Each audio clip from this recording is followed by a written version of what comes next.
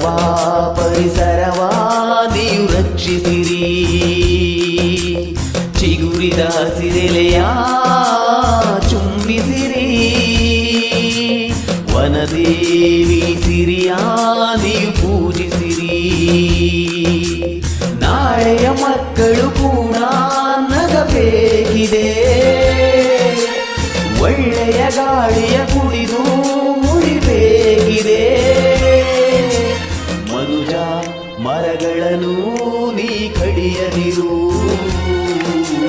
ಬೆಳೆವ ಸಸಿಗಳಿಗೆ ನೀರೆರೆಯುತ್ತಿರು.